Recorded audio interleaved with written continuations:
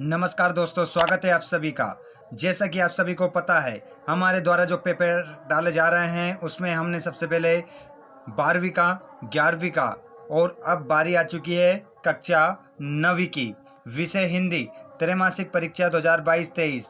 इसके बाद हमारा जो वीडियो आने वाला है कक्षा 10वीं के आने वाले हैं। ठीक है, एक एक विषय का हम ले रहे हैं। उसके बाद में आर्ट्स के हमारे 11वीं 12वीं वाले स्टूडेंट्स के बहुत ज़्यादा कमेंट आ रहे हैं, तो आपके वीडियो भी जल्दी ही आएंगे। देखिए, एक साथ हम 2 वीडियो नहीं डाल सकते हैं, इसलिए एक के बाद एक वीडियो आपको मिलेगा। 75 नंबर का आपका पेपर रहेगा, त्रैमासिक परीक्षा 2022-23, विषय हिंदी, कक्षा 9वीं। सभी प्रश्न हल करना अनिवार्य है। सभी स्टूडेंट्स ध्यान दीजिएगा। यहाँ पर 6 नंबर के ऑब्जेक्टिव पहले मैं बताऊंगा, उसके बाद में आपको रिक्त स्थान मिलेंगे, उसके बाद आपको जोड़ी मिलेगी, उसके बाद में आपको सही आपको एक शब्द उत्तर मिलेंगे, उसके बाद सत्य असत्य मिलेंगे। चलिए, क्वेश्चन नंबर पहला हम देख लेते हैं। प्राणियों में सबसे मूर्ख समझा जाने वाला प्राणी है।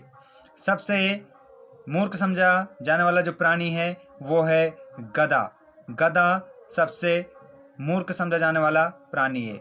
जितने भी ऐसे स्टूडेंट हैं जो चैनल पर पहली बार आए हैं, कक्षा 9वीं वाले, चैनल को सब्सक्राइब कर लीजिए, क्योंकि एक के बाद एक वीडियो आपको मिल जाएंगे सभी सब्जेक्ट के। ये हमारा हिंदी का है, इसके बाद आपको संस्कृत, विज्ञान, सामाजिक विज्ञान, गणित, अंग्रेजी, सभी सब्जेक्ट के वीडियो आपको मिलेंगे, इसलिए चैनल को सब्सक्राइब कर लीजिएगा। काव्य के भेद होते हैं, तो काव्य के जो भेद होते हैं 2 होते हैं। राइट आंसर लगा लीजिएगा 2। ठीक है, यहां पर मैं टिक नहीं कर रहा हूं। आगे देखिएगा, कबीरदास की एक रचना है, तो कबीरदास जी की एक रचना जो है उसका नाम है बीजक। रस के अंग होते हैं, रस के जो अंग होते हैं साथियों वो 4 होते हैं। जूरी के साले का नाम क्या था? तो जूरी के साले का जो नाम था वो था गया। गया उसका नाम था। अगला क्वेश्चन आप देखेंगे, 2 बेलों को कहाँ बंद कर दिया था? तो कांजी हाउस में। कहाँ बंद करा था? कांजी हाउस में बंद करा था। चलिए, अब हम देखेंगे रिक्त स्थान। ये 6 नंबर के ऑब्जेक्टिव आपके कंप्लीट हो चुके हैं। उसके बाद अब हम बात करने वाले हैं खालिस्तान की। प्रेमचंद का जन्म में हुआ, तो यहाँ पर राइट आंसर लगाओगे आप बनारस। बनारस में उनका जन्म हुआ था। 2 वर्णों के मेल से होने वाले परिवर्तन को कहते हैं? तो संधि कहते हैं। कमल का पर्यायवाची है पंकज। श्रृंगार रस का स्थायी भाव होता है रति। 2 बेलों की कथा के लेखक है प्रेमचंद। एक भारतीय आत्मा को कहा जाता है माखनलाल चतुर्वेदी। चलिए, जोड़ी यहाँ पर देखेंगे। पूरा का पूरा पेपर जो आपका आने वाला है त्रैमासिक परीक्षा का, इसी का ब्लूप्रिंट का आधार पर आपको देखने को मिलेगा। बिल्कुल यही ब्लूप्रिंट आपकी रहने वाली है। पंच परमेश्वर, ये जो रचना है प्रेमचंद की है। ठीक है, तो प्रेमचंद से इसको मिला दीजिए आप। वात्सल्य, तो इसका स्थायी भाव हो जाएगा वत्सल। ठीक है, अगला देखिएगा, एक अंक वाली कहानी, ये कहलाती है आपकी एकांकी। रामचरितमानस, ये है आपका तुलसीदास द्वारा रचित महाकाव्य। ठीक है, महाकाव्य है ये। लाफा की ओर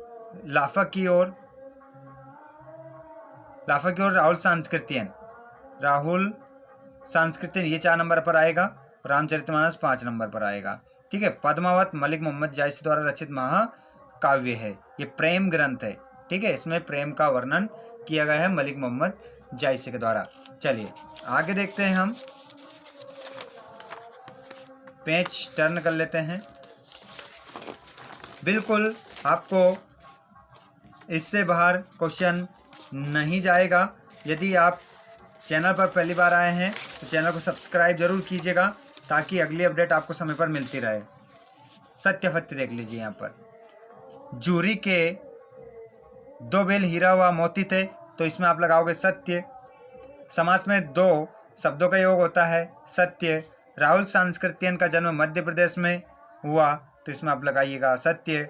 विलासिता की सामग्रियों से बाजार भरा पड़ा है, सत्य।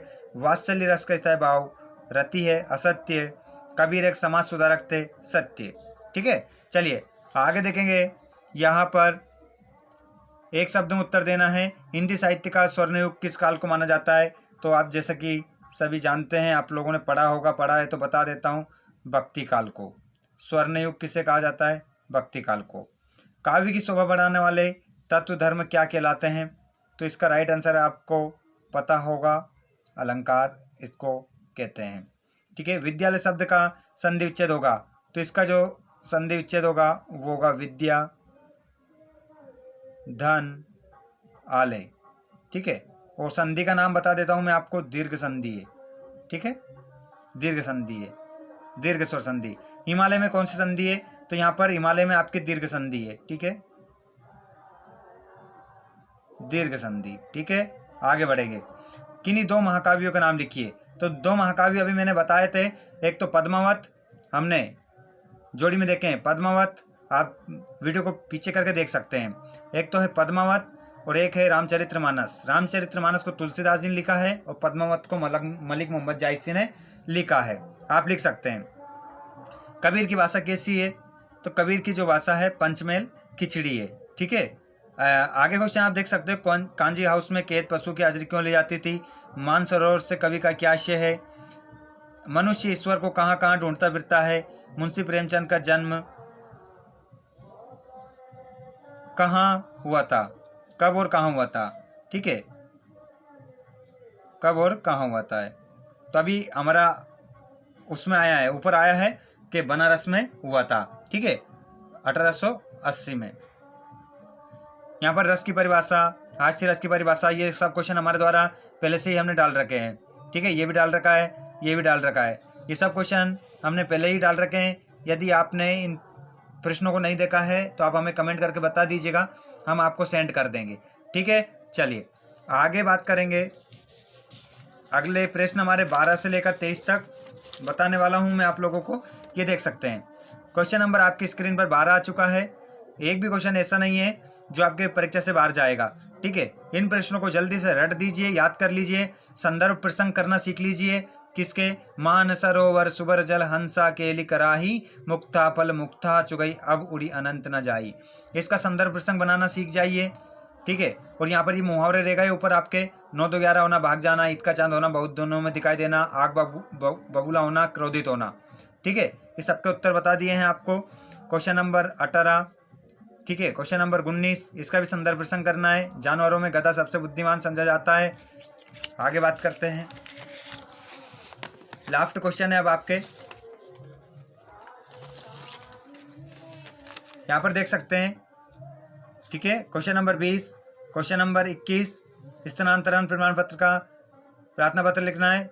यह परीक्षा काल में ध्वनि विस्तारक यंत्रों पर रोक लगाने हेतु जिलाधीश महोदय को एक पत्र लिखना है। यह निबंध आपको लिखना है इनमें से एक विषय पर, विज्ञान के चमत्कार, विद्यार्थी जीवन में अनुशासन का महत्व, पर्यावरण प्रदूषण, शिक्षा का महत्व।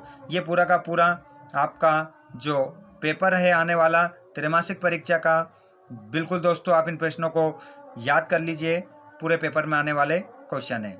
ठीक है, मिलते हैं हम अगले वीडियो में अगले सब्जेक्ट के साथ। वीडियो पसंद आया हो तो लाइक कर दीजिएगा, साथ ही चैनल पर पहली बार विजिट किया हो तो सब्सक्राइब कर लीजिएगा, ताकि आने वाले वीडियो का नोटिफिकेशन आपको समय पर मिलता रहे। ठीक है, धन्यवाद आप सभी का जो आप लोगों ने वीडियो को पूरा देखा। God bless you all.